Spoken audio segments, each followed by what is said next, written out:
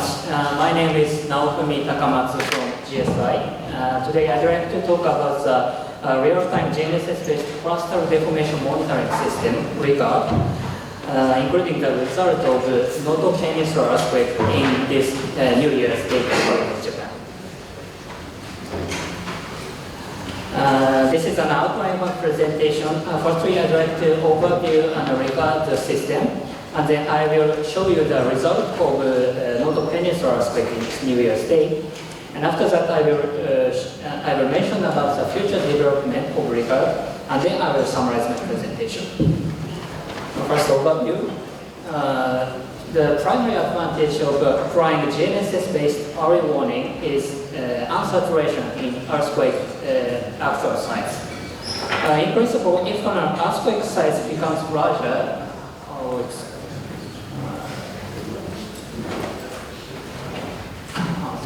becomes larger, the lowest frequency bands becomes more prevalent, as you can see these red curves.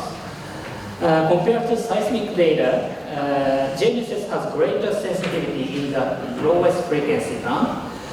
So this means GNSS can detect co-seismic displacement, and by inverting this, provide moment magnitudes directly. As you can see the right figure, this is a comparison of the surface magnitudes based on the seismic data and the moment magnitudes. As you can see, the magnitudes based on the seismic data saturates at around 8.0, but the moment magnitudes will represent the actual size of the earthquake. Even for the megathrust earthquakes, such as Tohoku-oki earthquake, which excited the huge tsunamis. After 2011 Tohoku-oki earthquake, we developed a REGARD system in collaboration with Tohoku University in Japan. In Japan, a dense GNSS observation network is operated by GSI, and the high rate data is acquired in real time. By processing this, REGARD offers a finite fault model within several minutes from earthquake origin time. Since the full operation in 2016, we've shared results within the government for tsunami warning and initial assessments of the damage. Moreover, we recently started the collaboration with private sectors. Specifically, the estimated model is supposed to be used in considering operation of bullet train immediately after the Nankai Trough earthquake in Japan, which is very likely to occur in the next forthcoming decades. REGARD consists of three subsystems: real-time positioning, detection, and fault model inversion. Real-time positioning subsystem, the RTK technique is employed here.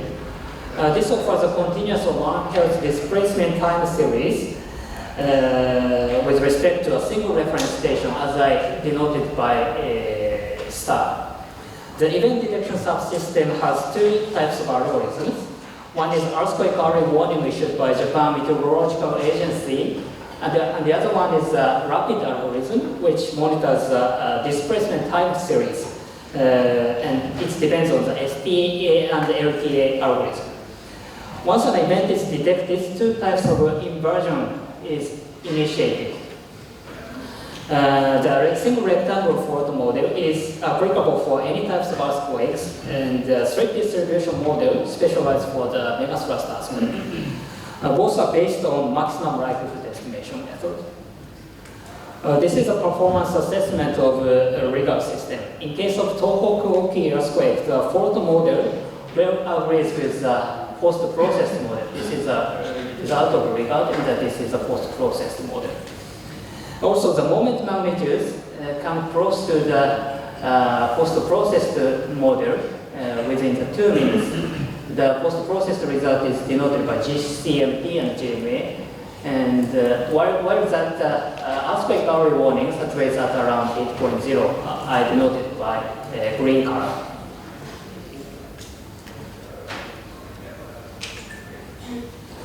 For inland earthquakes, REGARD successfully provided reasonable fault models as well. The sizes of these two cases are not so significant. One is magnitude 7.3 and the other one is 6.7. But co-seismic displacement fields were well captured and appropriate fault models were obtained thanks to the dense deployment of GEONET.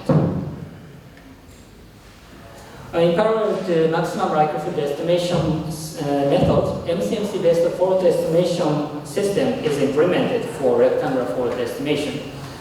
In this method, each parameter of rectangular fault is efficiently searched from wide range of parameter space. So the set of estimated parameter is robust against initial model, even if it is quite different from actual mechanism.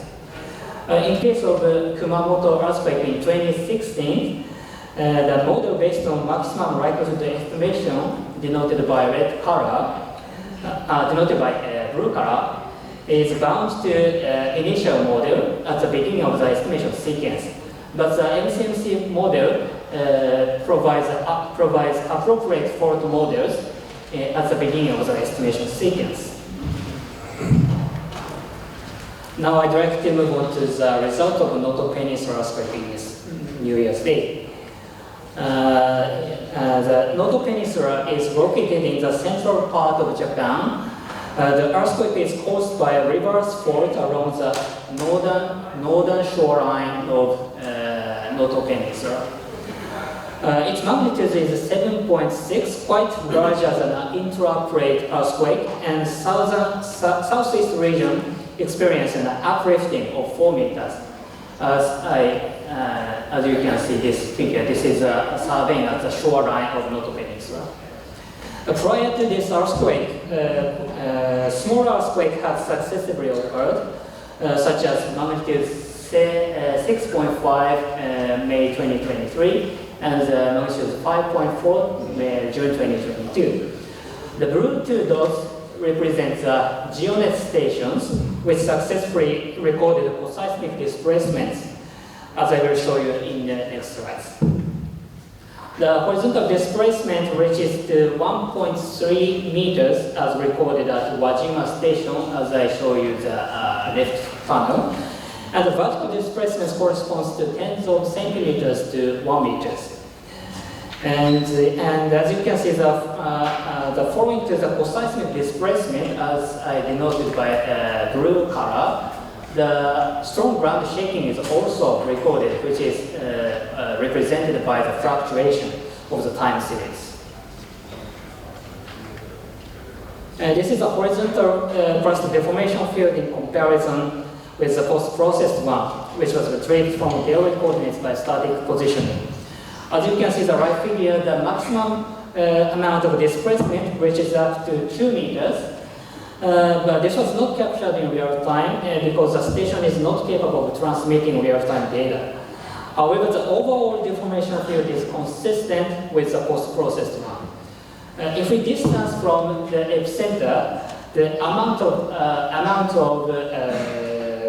deformation gradually decreases, but still consistent with the post-processed model, processed deformation field, even in a centimeter order. The vertical deformation field is also consistent with post-processed one. However, as I said before, near-field deformation field is sparse due to the missing capability in real-time data transmission.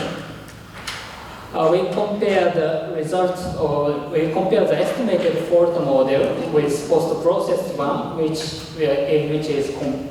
is denoted by a 3 sub-faults, sharp 1 to sharp 3. Here we show both maximum likelihood estimation model and the MCMC-based fault model. In MCMC-based model, the blue rectangle indicates the median model, and the color shade indicates the probability of fault location. While the fault model is supposed to be a single rectangle in regard, the overall extent and location will coincide with the post-processed fault. This is fault parameters by individual models. The moment magnitude is very close to the post-processed result, which the sum of the moment magnitude is 7.44, and the regard has a 7.43 and 44. But the deep angles, as I denoted this row, are clearly underestimated. This is caused by the lack of near-field data, as I mentioned earlier, especially for vertical displacement data. The final topic is our future development of regard. We are considering to implement PPP technique for more robust station coordinates retrieval. In our current positioning technique, the entire network can shift due to the single fixing of the reference station. This can raise a significant overestimation of the fault estimation. In contrast, PPP directly calculates absolute coordinates, so this problem can be avoided. In Tohoku-oki case, as I shown below, while the time series derived from RTK, I denoted by a blue color, has a disturbed by the surface wave at the reference station, which is denoted by the fluctuation. The PPP successfully provides a state undisturbed time series. So we think PPP could help us retrieve static offsets more easily than current method.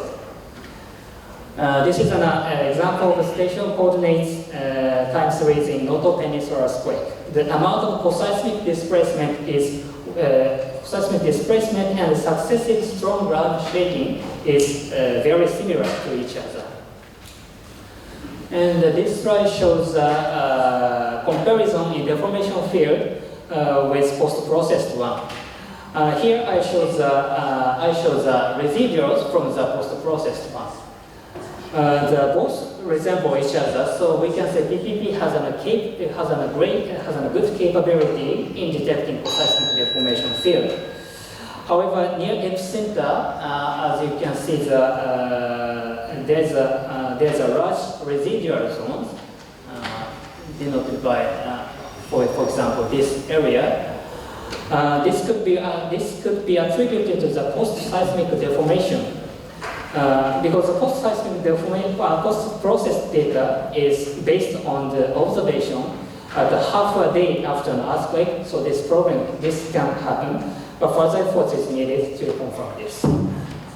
Now I will summarize my presentation, but it's time to end up my presentation, so that's all my presentation. Thank you so much.